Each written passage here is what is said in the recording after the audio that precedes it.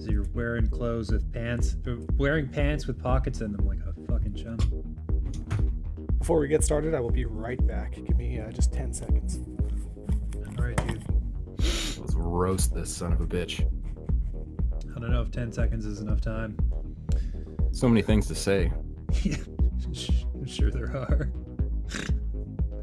That damn reliable reviewer and Yeah. always doing what he says he's gonna. Oh, hey, Rhett. Oh, hey there. Hey. Oh, Yeah. what was that? Sounded like somebody else has been getting into the drug dealer simulator. Am I right? It's that time of year, man. I just have a cat, man. And Yeah. he's been shedding like crazy because it's too fucking hot in this place. Yeah. Is that what they're calling that new street drug? Mm-hmm. Yes. Snorting that cat. Cat hair. For Christ. Yeah. Devastating to communities. Yeah. I mean, they are a little bit. We had to sign a contract to make sure he stays an indoor cat because they're just so bad for the local wildlife. Right. Does cat overwhelmingly affect middle-aged ladies? It's definitely a major factor in like them developing that like toxoplasmosis or whatever it is that cats carry with them. It's true. Pregnant ladies should not scoop cat litter. Yeah, that True shit, fact. Yeah, Mm-hmm. shit is bad news.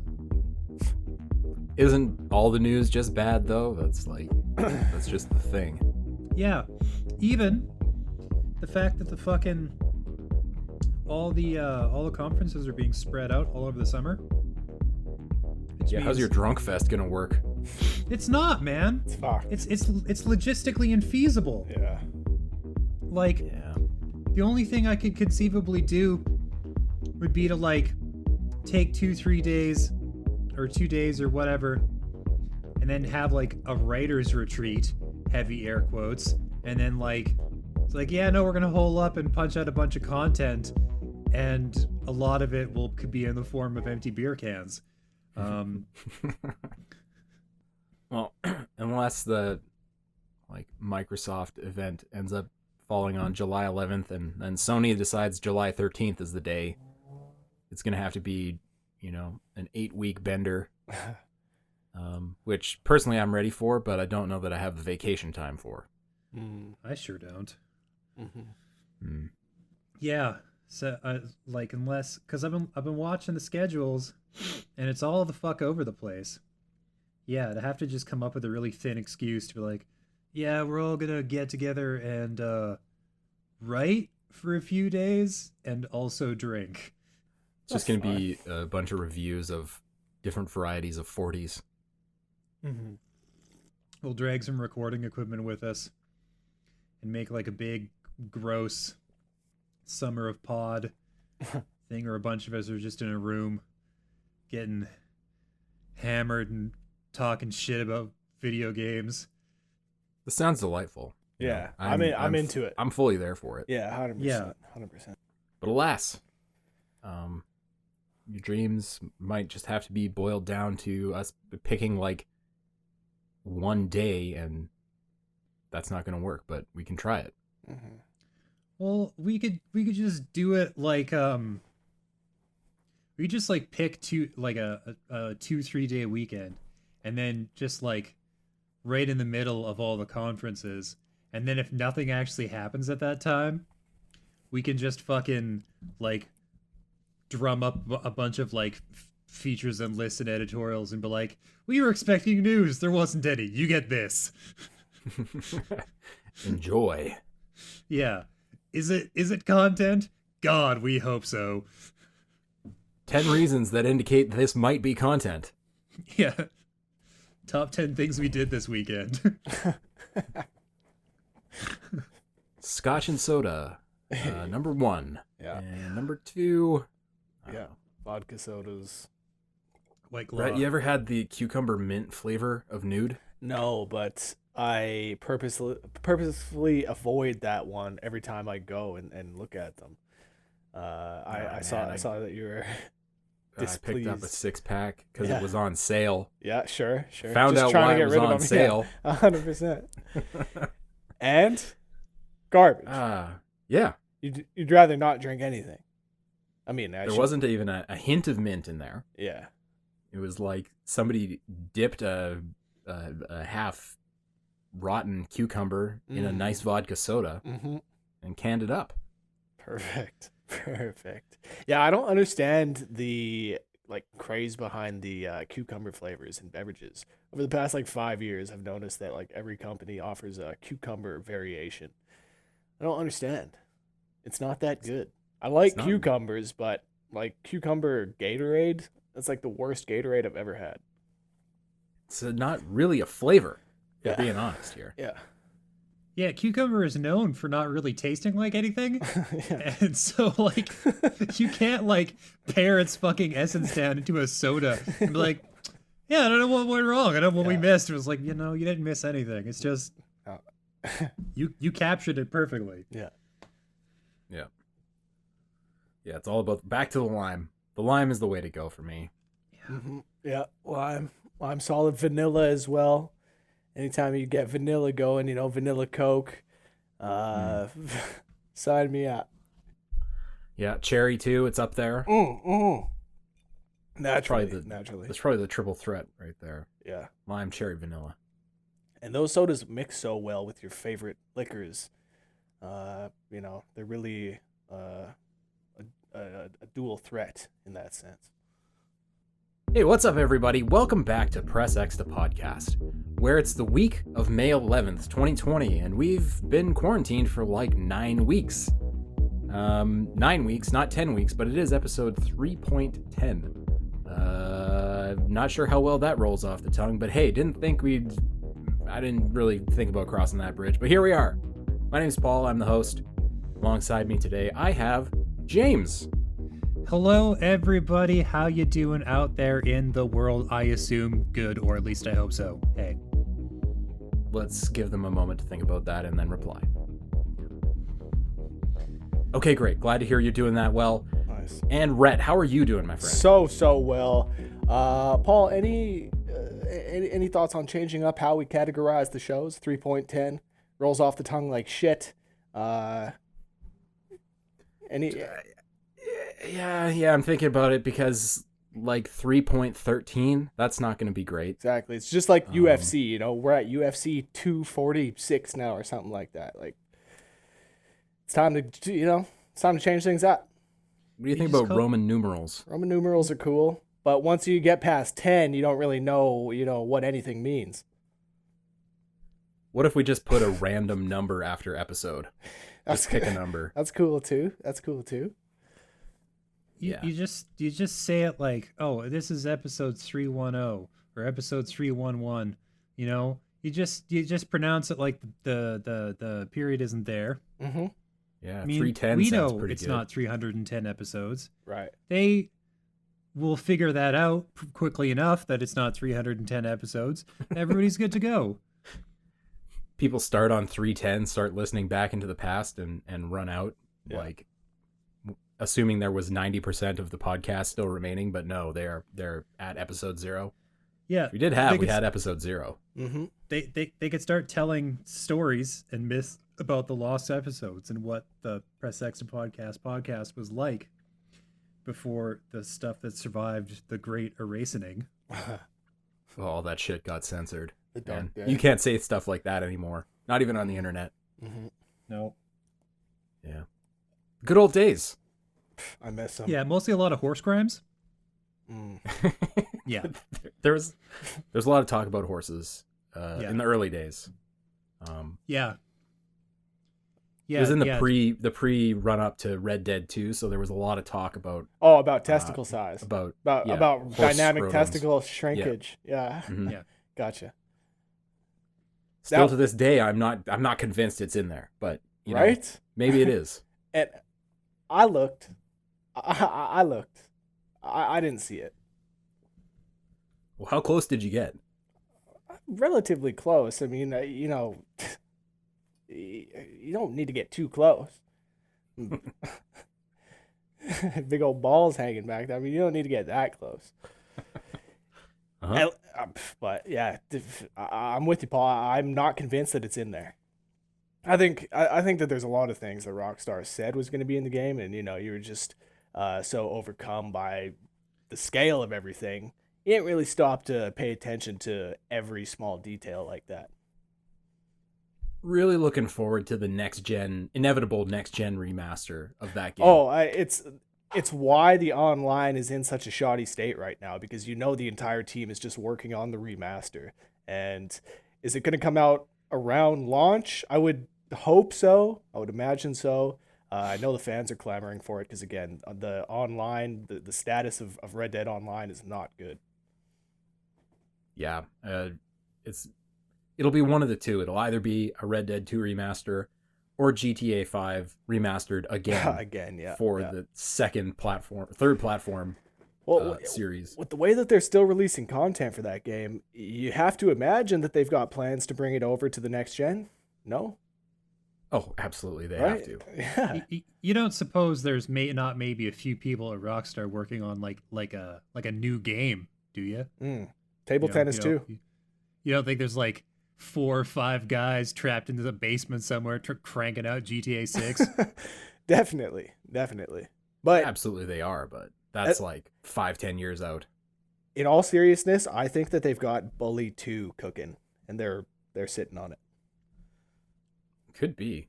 Yeah. That's an underrated game. Very underrated. Very, very underrated.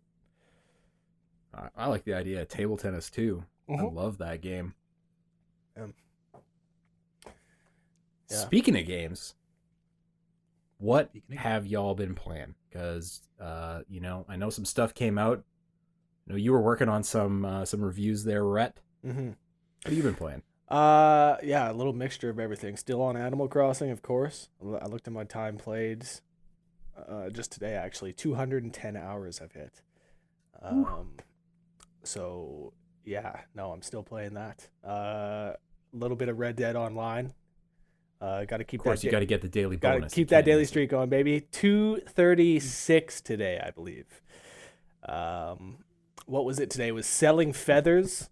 I had to sell a few feathers. I had to drink my own It's strong amazing and depressing at moonshine. the same time.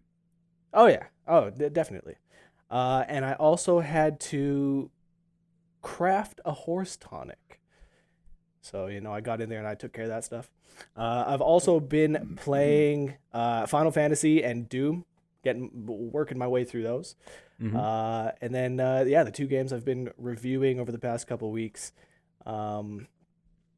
Drug Dealer Simulator, which I'm very much looking forward to talking about. And Moving Out, which, so-so. Yeah, that one looked like a little sort of fun thing that maybe you play for like 45 minutes and then go, Yeah. I'm done. Well, so have you guys played Overcooked? Yep. So same publisher, and it's very similar to that game, and like it's a very well-made couch co-op experience. The drop-in co-op, like it's very, very nice. It's exactly what modern games are missing for the most part, actually. But it's like super, super frustrating in the same way that Overcooked, actually more so than Overcooked. Overcooked, things always seem to be a bit more clear as to what you were doing, your objectives. Whereas Moving Out, yeah, it's always just moving furniture from point A to point B, but things just feel a bit more chaotic and a bit more scrambly, a bit less focused, and it makes the game more frustrating than Overcooked, I would say. If you want to scream at your girlfriend, boyfriend, get Moving Out. Okay. Not much of a sales pitch. I was thinking maybe I could play this until that final that closing remark. So, You hit the nail on the head though with like it is nice in short bursts, that little 45-minute experience. If you get in, play a couple levels, get out before you get so frustrated that you want to throw the system out the window. It works really well for that. But if you It's definitely not one that you want to be sitting down for 2 or 3 hours with. Yeah, that was my issue with Overcooked as well. Yep. That, it starts off really fun, especially if you've just got, some people over who aren't that familiar with the game. It's fun for 30 minutes or 45 minutes, but the learning curve shows up so steeply that unless you have a consistent crew and you're willing to, duke it out night after night to get better, exactly. It's not fun. There's a natural stopping point an hour in. Yeah, the first few levels, it'll be the basic stuff. You're in moving out's case, moving through the house, hallway there, bedroom there. But then, like you were saying, the learning curve, the difficulty ramps up so quickly. Before you know it, the fucking earth is splitting in half, and you have to toss furniture over the core. It's insane. It's fucked. This seems like a game that'd be a lot more fun to watch. Yeah. So like you can have a couple of Let's Players you like, or exactly, a couple of masochistic buddies, and you just watch them bicker and fight and dissemble in front of your very eyes as they like re-examine all the decisions that led them up to this point. 1000%. Good clean fun. Watching a team of like 4 pros would be a lot of fun. But yeah, like getting there yourself, no. Please God, tell me Drug Dealer Simulator is better. Dude, I fucking love Drug Dealer Simulator. I really do. And it's man, okay, so it's definitely a game that feels like it's still in beta. Like it's very rough around the edges. Bugs seem to be popping up constantly. The tutorial, one of the biggest things is that there's not like a fleshed out tutorial. So you get into the game, it shows you a couple things, but the majority of the game you're just kind of left to figure out on your own. So I ran into things where like I spent 15 minutes, maybe not 15 minutes, but I spent some time trying to figure out just how to take 2 grams of marijuana and put it into a jar. Like stuff like that is just not exactly clear from the get-go. And so there's definitely a frustrating learning curve. But man, this motherfucker that made this game, like, I don't know. There's something about picking up your product, going home, packaging it, or whipping Coke on the stove. You got the baking powder, you got the fucking the sugars, the salts. You're putting it all together. It's packaging the product, taking it out, pushing the product, acquiring dealers, turning your clientele into your employees, avoiding the police. Not that the police are exactly difficult to deal with. I am playing on the medium difficulty. Apparently the police, they're ramped up quite a bit when you turn it up to the highest difficulty. But yeah, the police, like, it's fun to avoid them. There's just something about this game. Like the gameplay loop is satisfying. He really did figure something out. I don't know. It's somebody, man, the guy's from like Sweden or something who made this game. But man, he's really onto something. It's a fun game. Surprisingly. Is this thing in early access? I don't know. Like, do they send out review copies if it's still in early access? Shit, yeah. Yes. Okay, so it definitely feels like it's in early access then. Yeah, it's rough around the edges. There are tons of spelling errors throughout the game. Bugs, like I was saying, bugs constantly pop up. Like, there's this one that's really frustrating. You can normally open up your map through your cell phone, but that like just randomly deactivates, and you're unable to select your map through your phone. Just little things like that come up that really like start to kind of grind your gears. But in spite of all that, I'm really enjoying it. Leveling up, it's kind of like an RPG. You get to level your guy up, and you get better at like hiding drugs if you're being searched by the police, or you get more backpack space, or more stamina, stuff like that. You can upgrade. It's much like any traditional RPG in that sense. But yeah, like I was saying, man, this guy's onto something, and I'm excited to see what he puts into this game in the future. Now, it sounds like it's been fairly successful. On Steam, it's sitting with like a a 95% approval rating. So it's actually picking up some traction. And my girlfriend was watching me play, and she brought up a really good point that she thinks that it's going to be a really popular game amongst streamers. She thinks that it's going to be a fun game for people to show to their fans, and definitely like fan engagement. I think it's going to be good for fan engagement. So Nice. looking forward to Drug Dealer Simulator, man. I'm convinced. So what's the structure of this thing? Is it like an RTS, or is it more scenario-based RPG stuff? No, it's first person scenario. It's like mission based. You've got a laptop. You can go to your dealer through the laptop, so you pick up your supply, and then your clients will place orders through the laptop, select your missions, and then you just go out into the world. You've got your map. It's very similar to what the map really reminded me actually of was like a chunk of GTA 3. Yeah, it's just very similar to that kind of style, but make no mistake, like the game is not Grand Theft Auto in any sense. It very much is a management game. Yeah, just a management game that has more hands-on work, I would say, than like a football manager or something like that. Yeah. Just one little point. For anybody curious, the game is not in early access. It is in fact a full release. Yeah, okay. Which is why they let you grade it in the first place. Generally, if it's not like out, they'll like give it out as like a preview code. Mm-hmm. But I got very curious. I looked it up, and this is very much like they're doing like patches and stuff like that, where it's just like, okay, we're fixing some of these things and whatnot, but like it's 1.0 or 1.04 at this point. So like, right. If you're worried about it being like a buggy, weird, shitty mess, it might be that way for a bit, but it looks like they're regularly doing updates, so like, yeah, maybe not for that long. Yeah, if you look at the Reddit, the fan base, all the posts are just like bug.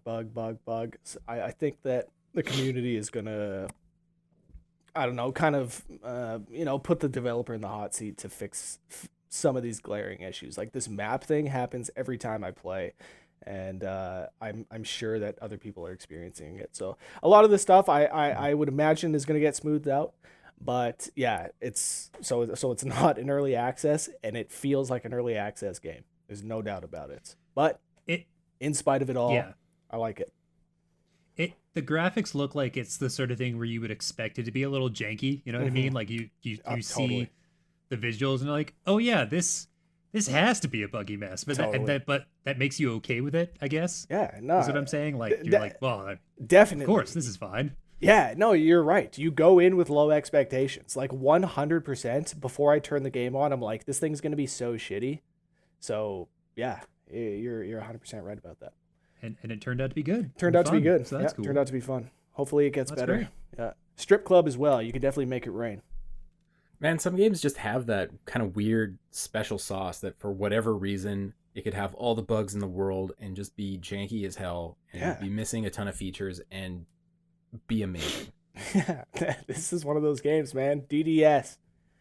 Yeah. Look out, top game of the year? Not game of the year, but up for discussion? No. Best surprise, maybe? Best surprise, yeah. Absolutely. Well, I'll tell you one game that you can't overlook the bugs. And I think you'll recall on the last podcast, if you were listening, and you two gentlemen will remember this for sure. I promised to play Fallout 76 some more. Yes. And play it, I did. And how good was that? You know what? It still sucks ass. Oh Son no, of a that's bitch. a shame. Yeah, who could have predicted? Todd, Buddy. I thought you said it was good now. So He said it just works. That's not the same I thing. said it just works. I understand what they were saying when they were saying that it's better, because it is better in some ways. Mm-hmm. And they've completely restructured a lot of the map, added a lot of locations, added a lot of characters and NPCs.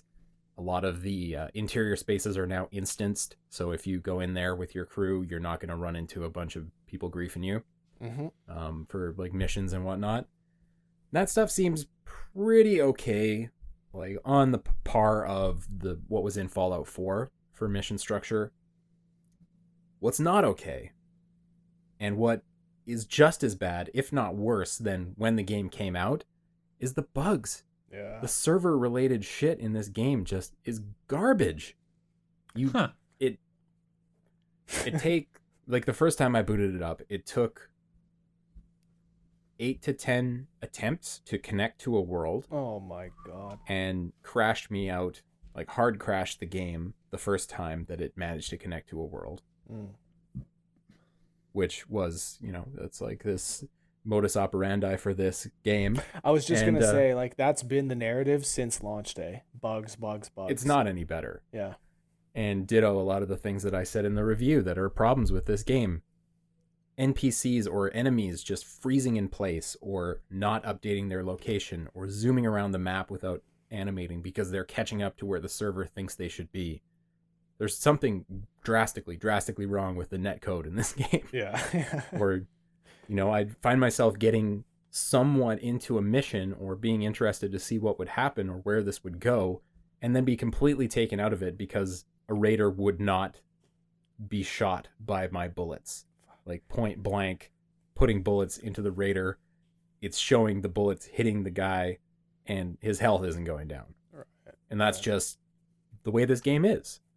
Right. And I don't know what kind of person you have to be to overlook that or think this is an okay experience, but it is bad. It is bad.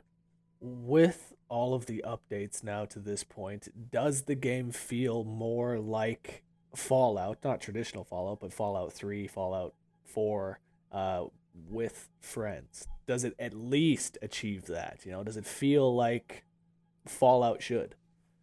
It can. It can. It definitely can at moments. Okay. You'll be striding across a wasteland. Like the wasteland is maybe the best one they've made. I really like the structure of it. Yeah. I like a lot of the locations that they've built.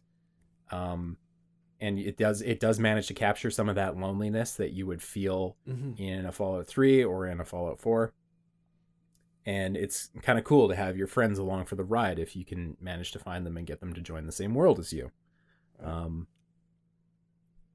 But this game would just be so much better served if it was offline, if it was single player and you didn't have to worry about, some a-hole running up on you and griefing you.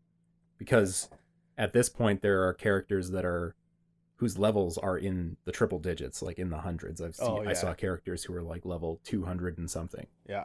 And even if you don't engage with them in the PvP, they can still wreck you. And they can still take your stuff. And they can still take over your workshop and destroy all your things. So I don't know. The design at a root is flawed. Brutally flawed in this game. Yeah. But it's pointed in the right direction, but it's still standing on top of those flawed bases. Right. And there's nothing you can really do to deter people from attacking? I mean, they get bounties put on their heads. Right. If they grief. Right. But when you're that high a level, no one can touch you. Right. Fair enough. You're just rolling around in this power armor with whatever high level gear you've got. It's trivial. Right. So if people want to do that, they definitely can. Those sick fucks that actually stuck around. They've been playing it from day one. Oh, it's disgusting. Man. I can't imagine. You people are savages that are doing that. If you're out there, all 10 of you, it's crazy. But please, I want to see the modding community somehow extract the content from this game, extract the wasteland, extract the characters, and drop it in as a mod of Fallout 4 so you can play it offline. It would be a way better game. Yep. 100%. I bet somebody's been working on that tirelessly. Right? James, I would not doubt that for a second. Yeah, if you're like desperate for Fallout, don't play 76. Pick up one of those big mods for 4. There's a bunch of them that like have built entire new wastelands and things that are pretty damn good. So Yeah, another mod was just released that was like the biggest graphical overhaul the game's seen yet. Apparently, it looks insane. for 4 or for 3? For four, yeah. Yeah. Outside of that, I took some breaks from 76 because Of course. fuck that, and I played through Streets of Rage 4. Oh, Yeah. nice. It's pretty cool. Yeah. How's the music? You know, Always my I've first seen question with these kinds a lot of games. people saying that the music is pretty rockin'. Mm. Honestly, I thought it was pretty boring. Oh, just kind of like Is samey. is it too old school for you? Too No, I love the Streets of Rage soundtracks. But for whatever reason, the tracks that they've built for this game feel repetitive. Whereas, the classics from Streets of Rage 2 and 3 don't really feel that way, even though they're like 16 bars long or something. Yeah. So, yeah, I wasn't crazy about the music, but I will give them kudos for having a retro music mode that like turns off the instruments and makes it beeps and boops. Yeah, that's cool. Yeah, that's definitely the way to go. Yeah. But yeah, the music's kind of so-so, but the gameplay is pretty fun. There's lots of hidden combos and things to unlock not unlock, but discover along the way. And it's a nice short campaign, so it's easy to play through with a bunch of different characters, even in a single sitting. Oh, nice. always appreciate that. Yeah, and it's on Game Pass. So if you got Game Pass, just go download it right now. Dude, It's Game Pass pretty cool. Just And continues. the art is rad. Yeah, Love the art. continues. Game Pass continues to be the best deal in gaming, man. Start to get off topic just for a second, but Red Dead, we were talking about that. It's on Game Pass too now. Crazy how good of a deal that is. Yeah. And that's pretty quick for a game like that to show up on Game Pass. Little over a From- year, yeah. If only they would release something that they made, as a game that's a great game. Yep. Yeah, They that'd need be one great. of those. It's not gonna happen. No. But Microsoft Halo is Infinite. turning Keep into another dreaming. Valve. Halo Infinite. I heard Sea of Thieves is pretty good now. Oh, fuck.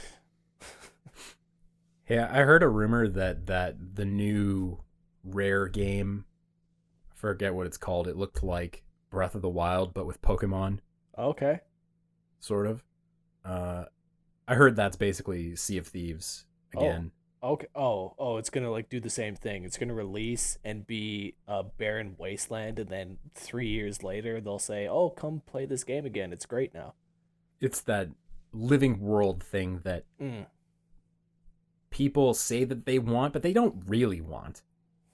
I don't. I want a complete experience. Yeah. I want to be guided through. I want you to tell me a story. I want you to show me some areas that I can go check out, not just drop me in the middle of this archipelago with nothing to find. Yep. Exactly. People keep trying to like make the next fucking Minecraft or whatever, where they're like, "Oh, we're gonna create a living world for players to fuck around in." It's like they have so many of those. They have a fucking a horn of plenty, a cornucopia of living worlds, and like the thing that developers don't quite grasp is that you can't decide which next game is gonna fill that fucking niche. That's something that players kind of organically figure out for themselves, or like, hey, we found this cool, cheap, basic, fun game that you can blow up into something insane with a little fucking player input. Mm-hmm. And it's not something that a AAA developer can just manufacture in a fucking lab. No. Yeah. Exactly. It's timing. God love them for trying. So much of it is timing, right? Right place at the right time. I feel like Fortnite was just perfect. It was. Man, I fucking remember writing news articles about that game when it wasn't even Battle Royale, and it was just this dumb little zombie survival thing. Yeah. Holy shit, feels like a different universe. Insane, right? Who's that one person that rolled in to the offices, the Fortnite offices, one day and said, "Hey guys, I've been looking at our tech, and I think we can make a battle royale. I think we can make it in like 3 months, and I bet it would be better than PUBG. Yeah. And somebody else said, "Okay, let's do it." Oh yeah. Yeah, And they're just now lucky that they're was such a making the fucking low bar to squillions. clear. 100%. And that dude with the original idea is still working the same job, same pay. Yep, he's the grass animator. I don't know. Fuck. Poor guy. Shit. The fucking I'm so- Activision dog. COD is gonna overtake fucking Fortnite any day. Is it though? No. No, But that's what I've been saying. But you can't. but you it's still can't pretty good. artificially manufacture the successor to a fad. Yeah, true. Like COD, they were definitely aided in the fact that they had a pandemic on their hands and they had their Warzone mode ready to go, free of charge. But yeah, no doubt about it. Like the battle royale genre is I think- signed, sealed, delivered. I think COD's massive, rabid, devoted, loyal fan base might have had something to do with Warzone's success. Yeah, yeah. I mean, 30 million people signing in to play it over the past month. Yeah, that sounds like about how many COD players there are. Oh, fair enough. Fair enough. I don't There's been know. a lot. No, I think you're right, though. There's been a lot that have been kind of laying in wait, you know? They've been lurking in the bushes, waiting to reappear. And a free Battle Royale mode, sure enough, it was a good move. It's pretty fun. It is. Yeah. I like it. I like it a lot. And they keep these updates that they're making to the game. I think that they keep improving the game. You know, I don't think that they've regressed in any way. But God, they just ram that monetization down your throat Oh yeah, all day. no doubt, no doubt. You can't breathe without knowing that you're an asshole for not having the battle pass. Yeah, absolutely. I think the battle pass is worth it though. If you can get it in like the first couple days of its release, then yeah, you've got a lot of time to complete it, and you get a lot of nice stuff. Operators, blueprints, charms. You know I'm all about the charms. Yeah. How is it that they're on season 4 when this game's been out for like Well, a month, 2 months? Seasons are only 50 days, 50 some Come days. Yeah. Come on. Yeah. It's season 3 too. I think it's season 3. Everybody knows that seasons are like 90 days long. Yep. It's fair. See, with the way that this Call of Duty's XP system works, in that you get to level 155 and then that's it. Like you don't keep progressing in any way. Your guns can still get XP, of course, but you like your account is not getting any more XP. So I think that longer seasons, you would have, by the end of the season, every single person would be the exact same level, and they would all be mad that they've had a month straight of no XP gains. So I think that that's somewhat where they would maybe coming from, but I don't know. Either way, I still think, I still think that there's room for some improvement there. Yeah. It's our society that requires 600% stimulation 100% of the time. Sure, yeah, absolutely. Or it's bullshit. Mm-hmm. I'm not sure how we got here, but we sure did. Yeah, sorry. The Twitch generation. I blame you, Rhett. Oh, well, yeah, fuck. Yeah, fuck you. Fucking Twitch, man. I don't know, man. I think it's crazy when somebody like is really into a game and they won't buy it, but they'll just watch it. They'll just watch somebody play it. I understand, like, if you like the personality and everything, but my goodness, people, there's nothing like getting the fucking stick in your own hands and getting dirty, you know? Get online, talk some shit. It's fine. It's only a matter of time before Rhett started talking about his dirty stick. You know it. 40 minutes in, and the dirty stick talk has happened. Let's put a marker here, and we'll just cut the next however many minutes until he stops. Hey, man, listen. Okay. Take my advice. Get dirty. Get the stick dirty. Okay. Well, no. That's terrible advice, Rhett. Clean sticks all around. Anyways. Sure thing. James, what have you been playing? Well, okay. I played one game at the beginning of the like period between pods that for like a couple of days, and that was Lonely Mountains Downhill. And that is just a fun, dumb little game where you ride a bike down a series of mountain trails. Descriptive title. That's the whole goddamn game. And it feels really good, and it's like really well built, even though it's like really incredibly basic. And you just crash and you navigate and you improve your times and you get better at it. It's incredibly simple, but in a fun way. So if you're like wanting to go mountain biking without going mountain biking, and also do so as a like semi-blocky polygonal avatar, then LMD is like your jam. Right.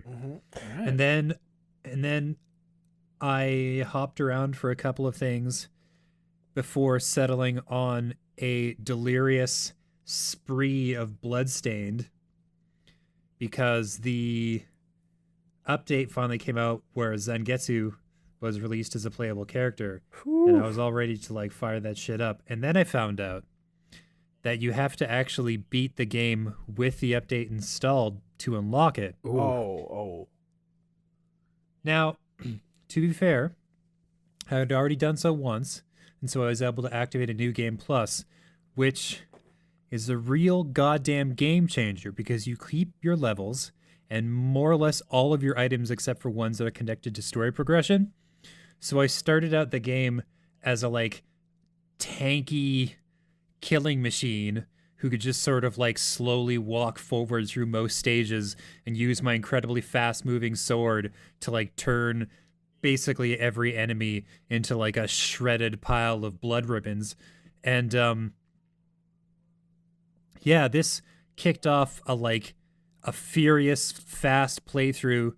And then by the time I got done and I unlocked Zangetsu in the randomizer, I played it for like 20 minutes, and I realized I just really wanted to play the regular game again. So I did that, and then I started a like hard mode playthrough, which again, you're allowed to do that with New Game Plus. So although it's ostensibly more difficult, I have now an even more powerful tanky beast because I did that second playthrough. So Are you able to take Zangetsu through the regular single player, regular story mode? Well, basically what Zangetsu is, it's like a secondary game mode where like instead of doing a Metroidvania type game where you have like levels and where you have like crazy equipment to like mess with and craft and like items to unlock and all this wacky shit, you have one dude with one sword who has a wide variety of moves, like a Street Fighter character. You don't learn any new moves. You don't use items ever. You don't like mess with your gear at all. You just gain levels by fighting, and it's like a faster, slimmed down, lean version of the game that you could probably play from start to finish in like 2 hours. Oh, okay. Because like you can unlock so much of the map so fast, and like if you're really good with the character, you can use this crazy like flamey side dash thing, and there's like super overhead slash and shit like that, and then just use that to make short work of like the first couple of bosses. I might go back and just like finish my run. It'll probably take me like an hour and a half, but I kind of just want to keep playing as Miriam and unlock harder and harder difficulty levels while creating this like super powered god tier regular character, which to me is like the best part of like a good Metroidvania game, is where you slowly develop and build up this like supersized beast of a character, because it's one of those games where you can like go and hunt and farm for equipment and materials to create these like super exclusive rare items, and you put this build together where you have these ridiculous stats. And any game where you can do that kind of like tweaking and engineering and like min-maxing is one that I'm definitely going to sink a lot of hours into. And yeah, this is definitely no exception. So that's been my like entire last 4 days essentially, is like work and sleep and eat when I have to, and otherwise it's bloodstained. Mm. So remind me why you don't like run-based games, because a lot of the things you just said are pretty much exactly something like Dead Cells. Oh, because Dead Cells is a fucking roguelite, which can't emphasize enough, just wears me down, has worn me down successfully over the last few years.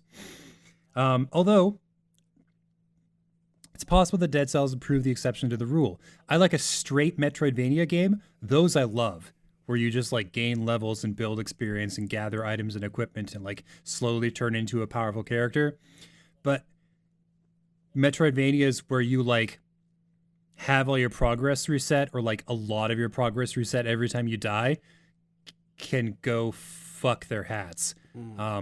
Personally, from my perspective, I'm sure there's people out there who love them and just want them in their lives. I like a game like Bloodstained where you can like speed run it if you get good enough, or like actual Metroid. So how you know? long, like if you get good enough, how long could you take to beat Bloodstained? You know, how long could you get that done in? With a new game plus character, probably like 3 hours. Okay, cool. Yeah. But that's me. That's my time. You could probably get it even faster. Another thing. It sounds similar to like the old school Prince of Persia. You know, that first one. Just in that I'm talking about like the side scrolling one for the Nintendo, Yeah. I believe. Yeah. Only with like levels and experience and a wider variety of items and crafting and outfit customization. Yeah, but other than that, just like Prince of Persia.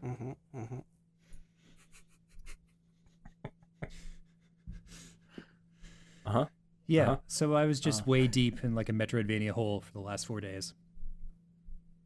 And somewhere in there, you managed to write a big long rant about Final Fantasy VII Remake. I did. Actually, I did that in a single fucking day. They were handing out editorials, and I volunteered with this idea, and then 6 hours later, I turned it in. God, you just like entered a fugue state, and the content was created. Well, yeah, because I'll give a little, very quick breakdown of my points. You can read the entire thing. The article should be up by the time this episode airs of the podcast. Yeah. Basically, essentially, long story short, the Final Fantasy VII Remake project is never going to end. Like, this is never going to be finished. And I come to this conclusion using very, very optimistic estimations of development time based on how long it took to make the first part. And like how much they've already done. And then, you factor in like how long Square Enix and Tetsuya Nomura take to make games. And I think like if everything goes perfect and everything's right on schedule and all the assets are ready and made and there's like no problems whatsoever, we'll have the rest of this game out in like 7 years. However, that's not fucking happening. You and I know this isn't fucking happening. It's probably going to be more like 10 or more. Also, awful footnote. After I wrote this big editorial and sent it to the back end to get published, a few days later, a news article came out into the internet where they were talking about like how they've entered the like planning stages for part 2, or like they're definitely almost done the planning stages for part 2, and it's like really bad news in terms of the overall timeline, because for comparison, they finished writing this scenario for Final Fantasy VII Remake Part 1 in 2015. And the game came out like a fucking month ago. Well, let's be fair on that because they had CyberConnect make most of a game between 2015 and like the beginning of 2018. And then they scrapped that whole thing and remade it with an internal. It was 2017, but no, I get your point. Yeah, yeah. So they took 2 years, and then they're like, no, this is what you're making is a game. What we want to make is like, by my count, between 4 and 5 games. If the Hey man, based on the size of part 1 and how big actual Final Fantasy VII is, I think this is going to be between 4 and 5 installments in total. Yeah. okay, so lay it out for me. What are the remaining 4? Where do we go to and from in part 2, for example? Part 2, a significant chunk of the gameplay is going to be a flashback. Yeah. Yeah. And then some section of part 2 and part 3 is gonna be Wutai. Like a whole goddamn game just about is gonna be Wutai. Oh man, that'd be amazing. Yes, it's so good. It does not speak it doesn't bode well for the completion of the overall project, but we are gonna get a lot of Wutai. And then there's gonna be a significant section of the hunt for the black materia. And then there's going to be a significant section of the battling the various weapons, or at least Ultima weapon. And then somewhere in there will be a final boss fight. And I don't know how much of that is going to get lumped up into different parts. The trouble is, when it comes to estimating this, is like I based my guess on just how big Midgar is versus the rest of Final Fantasy VII and how many more sections are after that.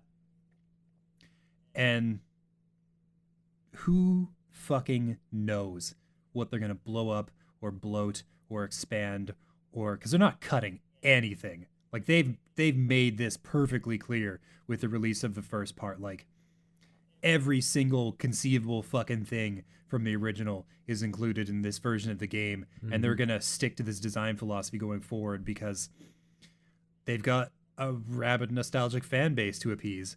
And so they're not going to leave shit out. They'll modify things if they feel like it's aged out or doesn't work anymore. But like, they kept everything I thought they might cut. Yeah, from like sure part did. 1. Yeah, like all sorts of shit. I thought, no, there's no way they can make that politically correct. They just put it in anyways. So yeah, my conservative estimate, taking into account delays and like all this shit, I'm gonna make another guess separate from the editorial and say like fucking 2028, 2029. Damn. yeah. We'll see the last part of this. Yep. I think if the saga is complete by the time we're looking at a PlayStation 6, that's a win. That's a win for the gamer. Yeah. You know? Yeah. Although I am kind of concerned for the subsequent parts of this thing, because they played a lot of their nostalgia cards already. Musically and tonally and callback wise, they've kind of done a lot of the things that I thought they might save. So they're going to have to dig deep into their little pockets of Final Fantasy lore to really make the people who remember the original game connect. Although they've probably got all of us hooked anyway, so it doesn't really matter. Yeah. See, I had this thought for a while that like before I went back and looked over kind of like the storyboard blocking chunks of the original game, I thought, you know, maybe there'll be some like extraneous shit that they'll just trim, and then they'll be like that they'll squeeze this into 3 parts because a lot of Final Fantasy VII was like wandering back and forth across the map. That's not going to happen. I looked it over. It's mostly story. Like a lot of the if you remember a lot of running around of Final Fantasy VII, that was a choice you made as a gamer when you were younger. No, it's just 45, 50 fucking hours of story. Like this thing is going to be gargantuan. And that original game, if you ignored a lot of the side shit, And if they continue to do what they did in the first part and stick a lot of the side things into your main path, it's going to be tremendously linear. And that's going to be totally fine. Yeah. So long story short, or long rather, look forward to the last part of Final Fantasy VII, the remake, sometime before the heat death of the universe. So question, is that final part going to come out before or after the Elder Scrolls 6? Oh, fuck no. I think that Elder Scrolls 6 will shuffle their release date so they don't get crowded out by the last part of Final Fantasy VII. Yeah, because Pete Hines, our buddy Pete Hines, was out on Twitter replying to somebody who was asking for details on the Elder Scrolls 6, and he said, "Yo, friend, you know nothing about Starfield, and we're working on that first, so forget it." Pete. He basically said something to the effect of, if you're hoping for information on this game anytime in the next couple of years, I've failed to manage your expectations. Masterful. Because in doing so, he's managed expectations. Way to go, Pete. Yeah. Like, we'll see. Because Jesus Christ, Skyrim came out in 2011. I think 15 years might go by before we see Elder Scrolls 6. I was going to say 2025 is the year that we'll know when 6 is going to come out. Yeah. That's when we'll get information on the game. Yeah, that response from Pete made me less optimistic about seeing literally anything about Starfield this year. Yeah, fuck no. Yeah. Maybe see a first reveal next year. Yeah. Maybe, too. Keyword maybe. Maybe. Yeah. Depends if they've decided to stick with that same janky-ass broken engine or not. Yeah. I'm willing to deal with some delays if they throw that thing into the fucking garbage tomorrow and just make a new one. Like, please. Yeah, 100%. Please learn exactly one thing from your many mistakes and set that thing on fire. We here at Bethesda are excited to announce that we've retired the Gamebryo / creation engine, and we've decided to adopt Frostbite instead. Nice. Because we think it's going to be nice and easy to develop for. Oh, yeah. Yeah.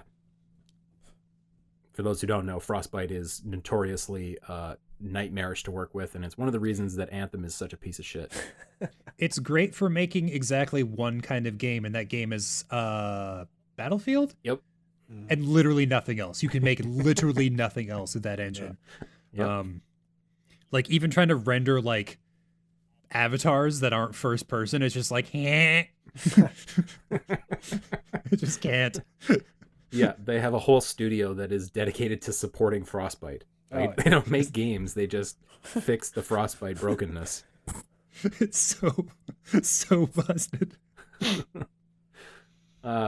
Good times. Well, at least we're relatively certain that Cyberpunk 2077 is coming out this year. Mm-hmm. And we're also 100% certain that it has a slider for every occasion. Yeah, massive dongs. If you want your character to have, what was the term you used, James? Monumental hogs or something like that? Yeah, monumental hogs. Yeah. If you're looking for a monumental hog on your character, look no further, man. Cyberpunk 2077, that's going to be the game for you. Holy shit. Okay. And guys, we're bearing the lead here because the news bite that was circled around the internet didn't just say sizes of genitals. It said sizes and combinations of genitals. That means that you can give your avatar, your character, a massive monumental hog and a pair of rockin' tits. Right. Could I have? You could have it all. Could I have like 4 or 5 penises? I hope so. Dude, I would love to see just the drop-down menu with the numbers. I want to see how high it goes. Yeah, how many boobs? How many dongs? Yeah. Do you want like a secret armpit vagina? Like just go crazy. Get all get fully actualized. Right? Character just covered in titties. 200 titties all over the character. Honestly, I trust them to do the right thing. Based on past experiences with The Witcher, I think they're going to do right by this, and we're going to have the perfect number of sliders. Not just one slider, but there's going to be a variety for, sizes, lengths, widths, depths, all kinds of things. How various things will like hang and like, a variety of animation choices. Yep. Can you make various parts so big that when they like flop about, they like run into one another during the run cycle? Oh yeah. Although you're fully first person the entire time, so like if you want to see a lot of this stuff, you'd have to like stand in front of an in-game mirror or something and just kind of like jog in place and see how it all like shakes out. Maybe you'll like see your character when you're looking through the menu, making upgrades or something like that. Yeah. Also, sorry, go ahead. Also, this isn't Conan Exile or whatever. You're not going to be naked and run around. And if you are in Cyberpunk 2077, they're probably going to just, I was going to say arrest you, but really they're just going to shoot you. Mm-hmm. Yeah. It's going to be like, hey, indecent exposure. I don't really want to drag you to the police station, so we're just going to put a slug in the back of your neck. Right. But what if your guy's born with a cock on his forehead, what can he do about that? Yes. It's a good question. Does he have to wear something to cover that? with the really hard-hitting journalism here, I feel like the shame of it all is, enough. I think that might be a loophole for like a couple of weeks, and then they'll like patch it out because they're just like, this is because it might be like public nudity like triggers a police response. Yeah. But if you're wearing clothes but you have a dick on your head, and they're like, it's just like it like soft locks the game or something. You know what I mean? Like very soft. Like you accidentally like crash it and make it unplayable because the cops just keep like pouring like a waterfall into your apartment every time you leave the house. Listen, there's an entire group at CD Projekt Red definitely dedicated to testing all possible genitalia configurations and placements to make sure that it all works perfectly. Mm-hmm. In all seriousness, I am looking forward to spending hours. I'm sure I'm going to be in there for 2 hours customizing my character at the start of the game. It's almost giving me anxiety, I just know I'm going to be like, oh God, I this isn't perfect. That's not perfect. Fuck. Yeah, I'm going to make accept it. Two characters. One character will be a supermodel cyborg. Beautiful, deadly, powerful, perfect in every way. The second character will be a goblin. Ooh. Oh, yes. Nah. Oh, yeah. This game is going to be prime for a video of min-maxing all the sliders. Just go all the way in one direction, one way or the other, on all sliders, and see what happens. Yeah. Dude, that's really looking forward to that. And they're ramping up the marketing, so it gives me confidence that they're going to hit that September date. Yeah. Yeah, I'm not worried about it. And in the meantime, games are selling like whoa. Animal Crossing recently just passed their expected lifetime sales for the game. They were over 13 million copies, which is absolutely ridiculous for a game that's been out for like a month and a half. That's got to make you feel pretty good, hey? Passing your expected lifetime sales in a month? Fuck. Man. They're really rolling. Yeah. And Final Fantasy as well topped the PSN charts ahead of Grand Theft Auto and FIFA and NBA and all that stuff. Yeah. Last month as well. So the big new games, they're doing some work. Yeah. Yeah. Animal Crossing is turned into like a cultural touchstone. Like every celebrity is playing it, and a lot of politicians like AOC like started going public with like her Animal Crossing account or file or whatever, and is like visiting other players' islands and like did like a commencement speech for a graduation ceremony being held in Animal Crossing. Weddings are being held in Animal Crossing. Birthday parties being held in Animal Crossing. People are replicating the act of going to visit a loved one's grave in Animal Crossing because they're locked inside and can't do it in real life. Or maybe that grave doesn't exist, and so they've recreated the experience within the game on their island because people have turned this game into the like virtual paradise we all figured like would look differently, I think, by now. Like, I think when people imagined like a virtual reality world where people were escaping to, they weren't thinking of Animal Crossing, but yeah. I mean, it's so expressive. It does so much with so little, even with the little emotes and, the clothing customization and things like that. You can really get your character to have a feel, and, just running around somebody else's island and then doing the clapping emoji, it feels good. Mm-hmm. I really appreciate the ability to change my outfits several times a day. Oh, just wave your magic wand, James. Or I like I think the fashion trend I've gravitated towards in Animal Crossing has been sort of like a movie star having a mental breakdown. So like a ratty old bathrobe and super expensive looking sunglasses and like gross bare slippers and designer jeans. Mm-hmm. And then maybe with like one of the doctor's masks. Mm-hmm. So it looks like I'm having like a full Howard Hughes moment. It's a real vibe, man.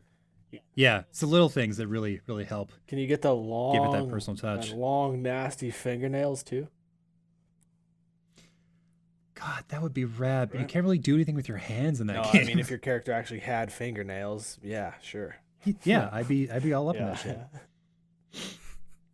I don't think I had actually realized that the characters still don't actually have hands.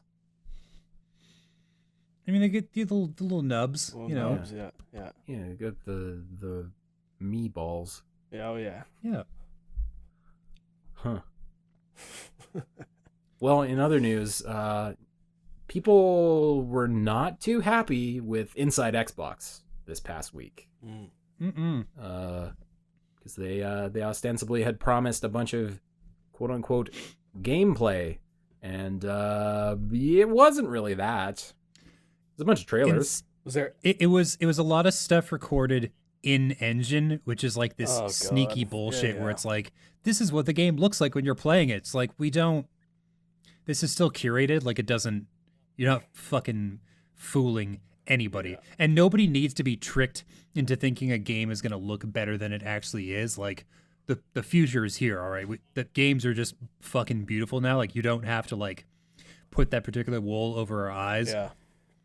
Where it falls apart is in like movement and like interaction with the environment in real time and like weird hitches with the physics engines and stuff like that. So like seeing a little vertical slice that you've carved out for a trailer doesn't really tell us anything. Like we want to see what it looks like when a person is fucking playing it, like see the HUD, see the like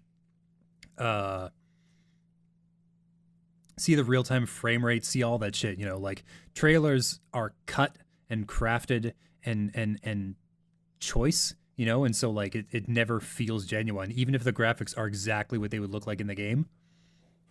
Yeah, I mean, based on the advertisement before this event, I expected to see, a Viking boat roll up on a beach and have the main dude hop out and go wreck shop on the beach in real time, somebody playing it. Yeah. That's totally not what it was, but that's what it sounded like it was going to be.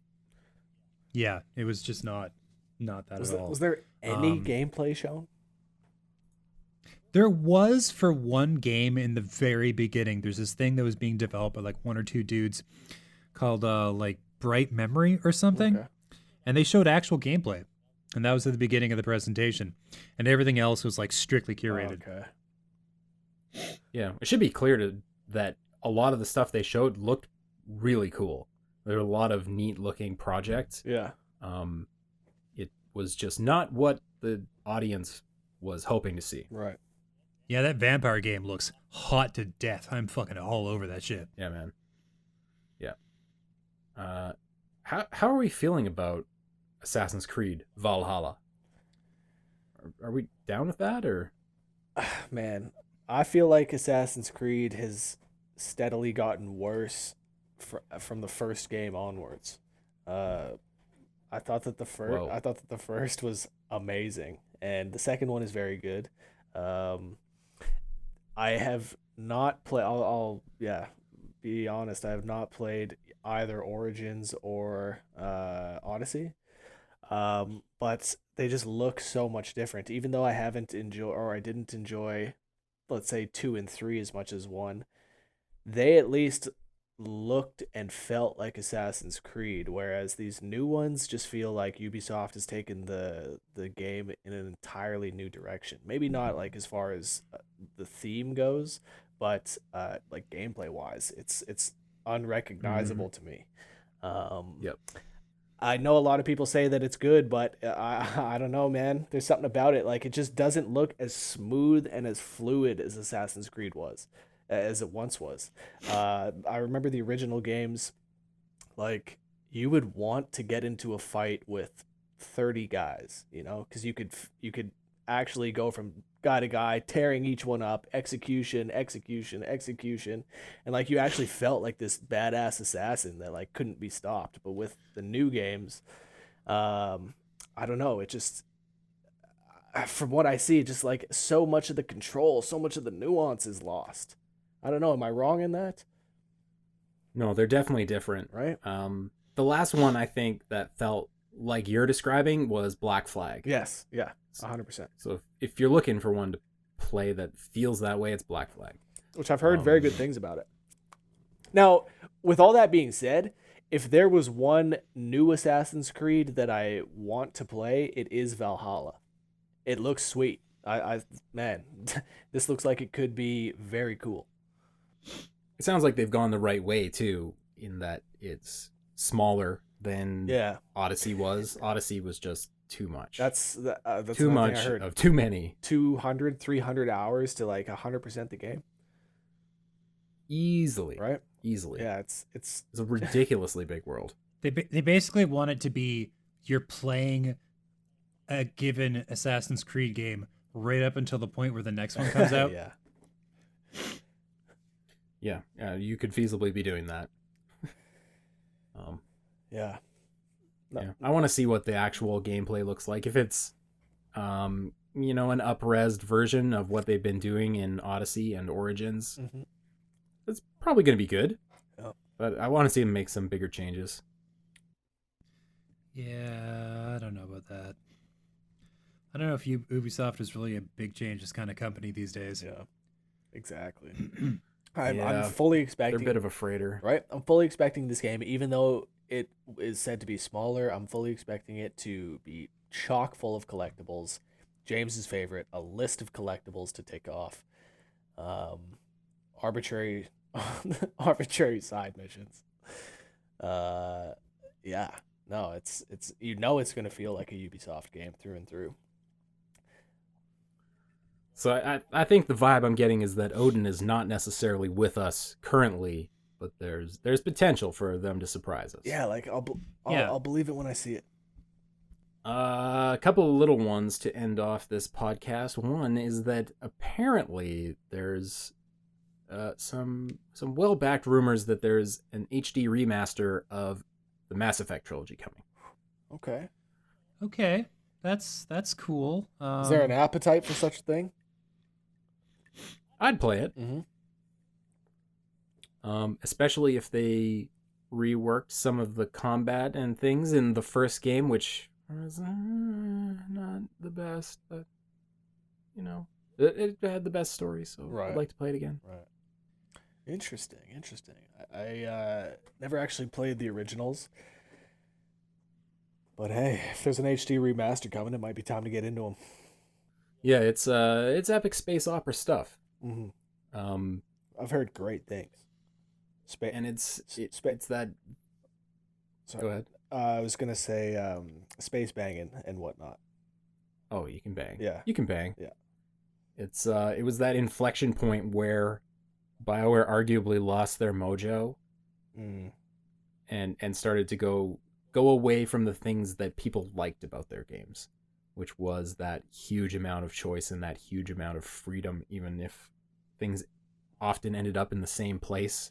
People felt like they were free to do a lot of different things.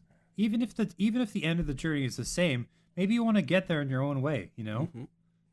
Yeah, and honestly, anybody who's mad about the ending of Mass Effect 3, think about the number of branching paths that had opened up by the middle of Mass Effect 2.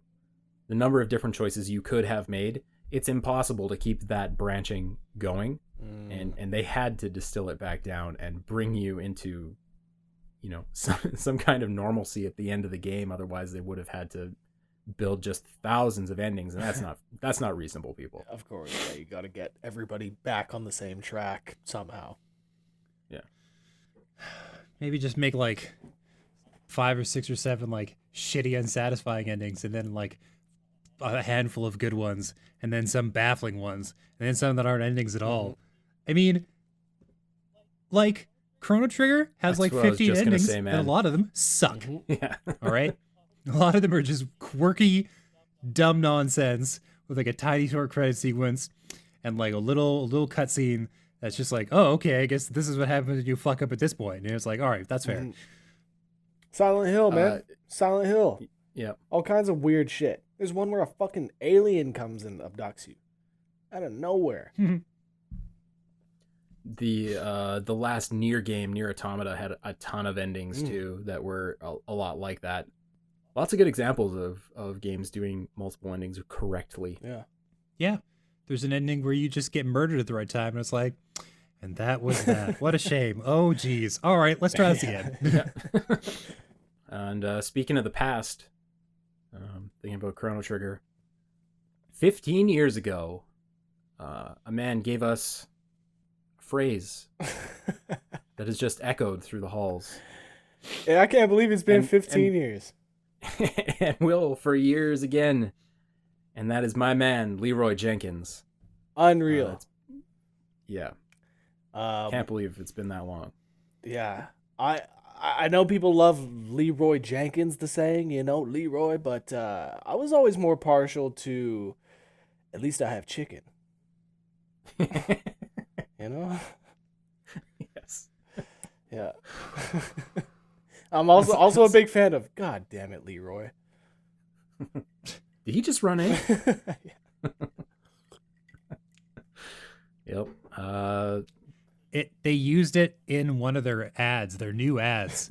It's just like a bunch of guys at a tavern being like da da da da da da da da da da da, and then just dude just shows up, Leroy, and it's just like, okay, all right, I guess this is happening. They made him into a card too, didn't they? They gave him some sort of official like playing card he was released as. I can't remember what game it was. Hearthstone? Yeah, it must have been Hearthstone. Yeah, he has an official card in that game. And probably like 25 to 30% of all games have at least one achievement that alludes to Leeroy Jenkins. Yes. Fuck, man. Yes. What a hero. Absolutely. Totally fucked up that raid, but what a hero. Mm-hmm. Mm-hmm. Well, I think that's going to do it for us here at Press X, the podcast. Episode 310. Absolutely. Week of May 11th, 2020. Yeah, I'd like to say one thing before we get out of here. I'd just like to say a bit of a sad day today. We lost a comedy legend in Frank Costanza himself, Jerry Stiller. Man. I mean, what can be said? What can be said about George Costanza's father? Serenity now, my friend. Yeah. Exceptionally good at what he did. Cool dude right to the end. And a guy that was able to make the straightest face break. Oh, man. Like, legendarily. He could make anybody break, not even saying anything funny. Yeah, he was genuinely hilarious. So funny. Rest in peace, Jerry. Yeah. You will be missed. Yeah. But you will be well remembered. which is kind of all you can ask for as a comedian. Hell yeah. Well, thanks for listening, everybody. If you've come this far, take care of yourselves, take care of each other. If you have any questions, comments, concerns, anything you want us to talk about, you want to hear from us, send it to our email. It's pressxpodcast@gmail.com. Send stuff there, and, who knows? I might read it on the air. And that would be your finest hour, really. It would be a pinnacle that could never be reached again. Yeah, how many people will have had that honor in this lifetime? Not many, and you could be among that not many. So, get on it, Straight right? up, don't miss the opportunity. You damn fool. Exactly. Don't be a damn fool. Don't. This has been Paul, James, and Red. And we will see you in a couple weeks, friends. Take care of yourselves. Take care of each other. Peace out. Bye-bye.